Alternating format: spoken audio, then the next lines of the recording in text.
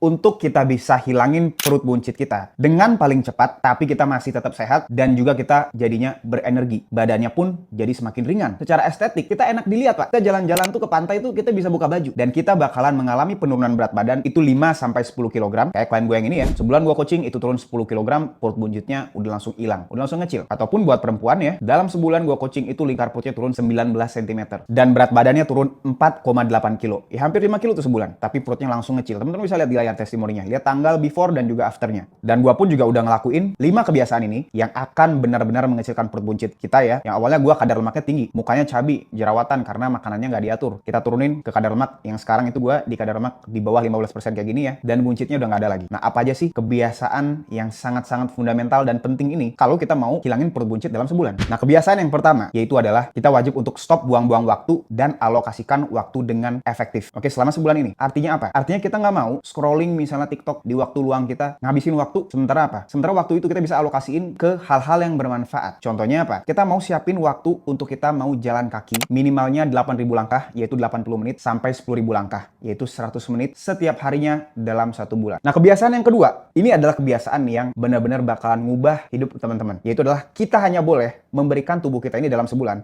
makanan yang berkualitas. Minimalnya berapa kebutuhan protein kita harus penuhin? Kita mau 50-100 gram protein di sekalinya kita makan. Nah, kebiasaan yang ketiga, yaitu kita masih meremehkan tidur kita. Jadi tidur itu buat teman-teman yang nggak tahu ya, itu adalah menurut gue pribadi, itu jauh lebih penting dibandingin sama diet ataupun sama olahraga kita. Nah, kebiasaan yang keempat, yaitu kita wajib untuk ngelakuin yang namanya intermittent fasting. Kenapa? Karena ini memberikan tubuh kita kesempatan untuk membakar lemak. Kalau misalnya kita nih punya kebiasaan yang makannya itu sering, ya kan gue kasih contoh aja. Misal jam 7 pagi kita ngopi, jam 10 pagi kita breakfast. Terus siang kita makan pakai ayam tepung, ayam geprek misalnya. Nasinya banyak. Jam 4 kita snack, gorengan, pisang goreng misalnya. Nah, jam 9 kita masih lapar karena proteinnya kurang. Ya, tubuhnya tuh nggak dikasih nutrisi. Jadi minta terus. Nah, dengan intermittent fasting, dengan puasa, kita coba dulu puasa 12 jam gitu ya, tubuh kita akan lebih sensitif lagi insulinnya. Nah, kebiasaan yang terakhir, yang kelima, ini adalah penting banget supaya kita nggak kalah duluan. Artinya kita malah nggak turun-turun. Yaitu kita wajib untuk perbaiki lingkungan kita. Nah, kalau misalnya kita di rumah, di kulkas itu ada kue-kue, ada donat, ada karbo olahan yang tinggi ya. Jadi makanan-makanan berbahan dasar tepung, buah-buahan yang manis banget. Teman-teman langsung ambil plastik, masukin tuh semua makanan, teman-teman langsung sumbangin aja ke orang yang membutuhkan. Nah, kalau misalnya teman-teman butuh bantuan coaching langsung dari gua,